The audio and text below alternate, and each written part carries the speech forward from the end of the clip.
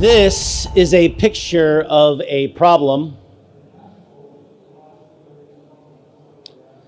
These are the people who have created that problem. This is that problem's manifestation. Predicting the future of this image is the key to predicting the future of financial assets. What's coming next is the great devaluation. We are now 1 minute to midnight. A black swan event is imminent. In the last 30 years, the top 1% has gained $21 trillion in wealth. This may sound like a lot until compared to the bottom 50%, who during the same time have lost 900 billion. Then this number becomes obscene. 4 decades of central bank monetary manipulation, lower and lower interest rates, and free money have all flowed to the very top. According to Forbes magazine, the top 20 people in the world are worth $1.31 trillion. According to the Federal Reserve, the bottom 3.75 billion people are worth $1.3 trillion. Which means that 20 people in the world are worth the bottom half of the world combined. If these numbers don't scare you, they should. They represent an unsustainable math problem. We have seen this movie before. In 1929, easy monetary policies had pushed wealth into the hands of just a few. The wealth gap was the largest in human history. It led to anger, which led to the election of populist leaders. These leaders adopt policies of nationalism and tariffs. That easy money led to massive asset bubbles. The Roaring '20s saw stocks quadruple. The Warren Buffett indicator, which measures the market cap to GDP ratio, hit 141% in 1929. The signs today are exactly the same. Today, the Warren Buffett indicator is at 155%. The stock market has increased 4 times in the last decade. Populism has led to anger, has led to nationalism. Donald Trump has become known as Tariff Man Trump around the world. What's coming next is the great devaluation. We are now 1 minute to midnight. A black swan event is an event so big it changes the entirety of mankind's perspective. Black swans are characterized by their extreme rarity and impact. These events cause catastrophic damage to the economy and cannot be predicted by any standard forecasting tools. Black swans, by definition, are unpredictable. At least that's conventional wisdom. The Etruscans were a civilization that ruled Italy for 900 years. They believed otherwise. They believed black swans were completely predictable and that they would happen every 90 years.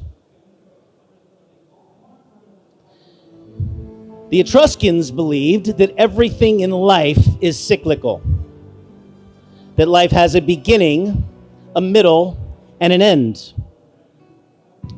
The human life follows this same construct.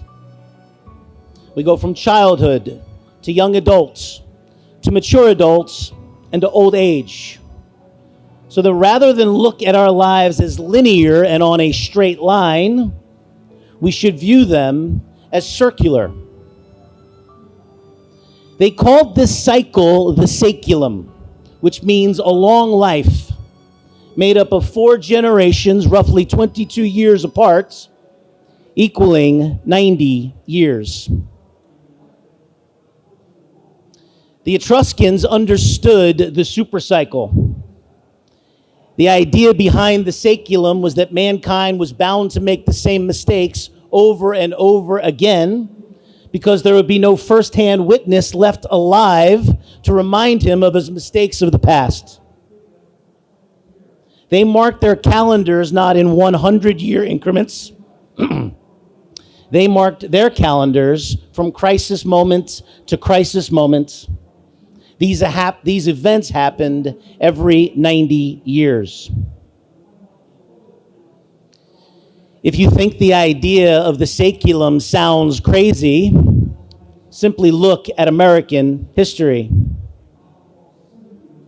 1776, the Revolutionary War. 1864, the Civil War. 1945, one saeculum later, the end of World War II. These wars were resets. They were the results of crisis moments that had played out in the decade prior. The supercycle is turning. We are at that crisis moment once again. The stock market collapse that began the Great Depression was 90 years ago. The great devaluation coming in the 2020s will witness the largest transfer of wealth in human history. Currencies will be devalued. This devaluation will cause a collapse. Gold will surge to unthinkable new highs. Government actions and regulations will be taken to defend against the depression. In order to really identify the coming black swan, we need to put on the correct lens from which to view the world. There's a very good reason why man continues to make the same mistakes. The problem begins with the human brain.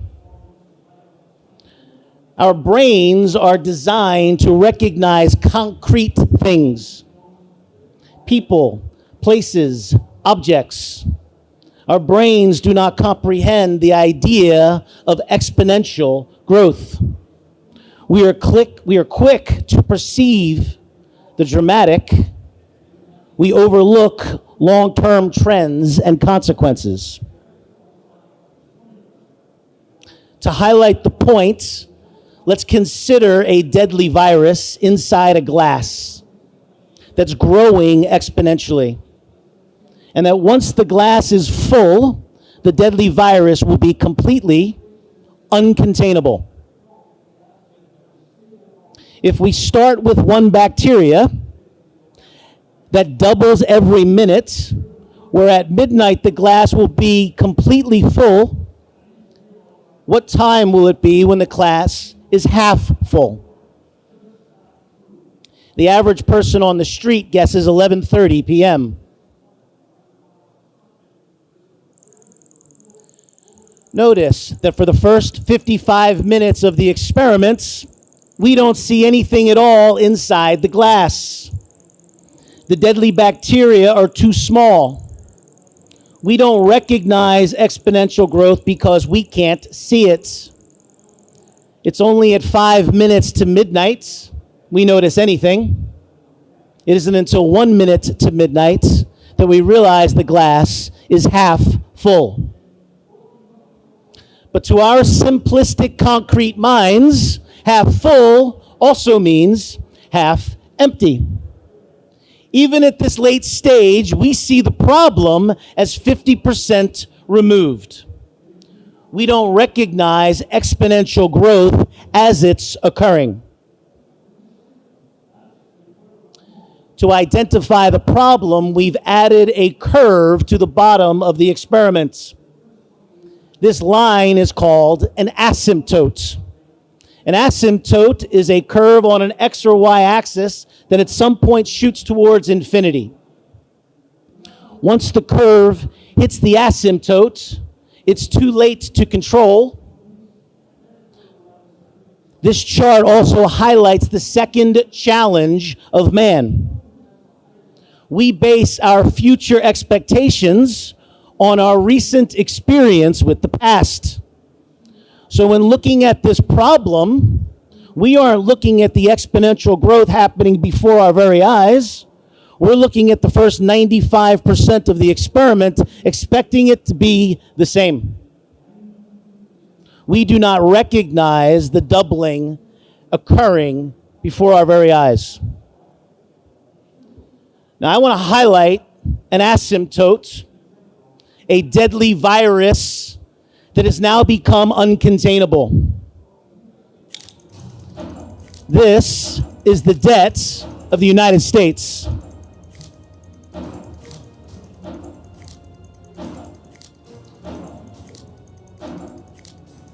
Can you identify the asymptotes?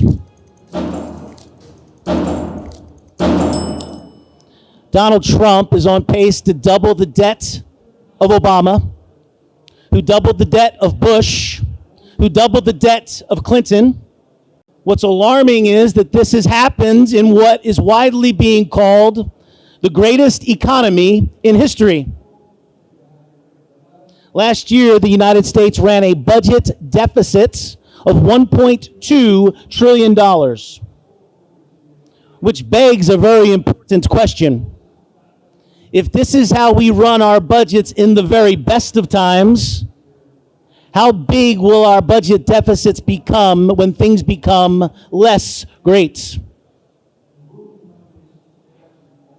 We are about to learn the lessons of thousands of years of finance. We cannot borrow our way into growth. In fact, at this point, growth becomes an obstacle. The more we grow, the more we owe. Any organic growth at these levels mean higher interest rates. Higher interest rates mean higher cost to service debt. Any real growth will be immediately knocked down by this higher interest cost.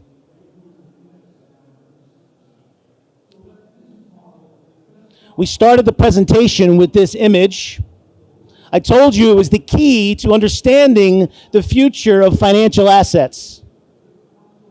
Pay attention, because we have come full circle. In the 1930s, interest rates averaged 0.63%. By the late 1970s, interest rates had swung to the other side of the pendulum at highs of 20%. We, over the last decade, have had interest rates that have averaged 0.63%. The circle is now complete.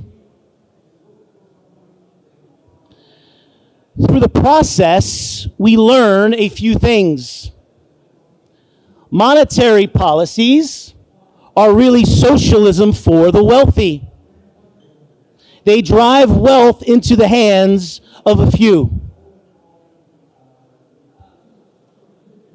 Fiscal policies do the opposite. Fiscal policy drives wealth away from the few into the hands of the many. The fiscal programs launched in the 1930s continued, and as you can see, by the 1970s, the wealth distribution was the most even in history.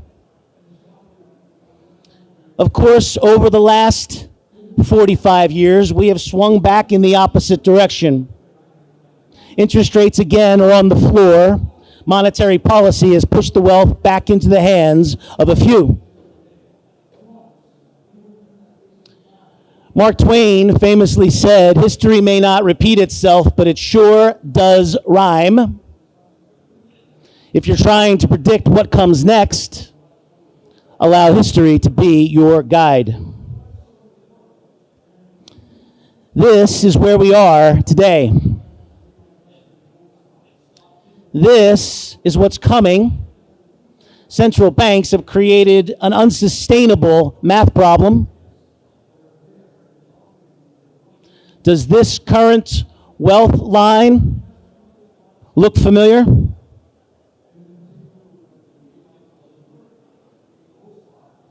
What do you think comes next? The great devaluation of the 2020s will witness the greatest transfer of wealth in human history. My name's Aᴑ Bʟṛādh. Thank you for your time.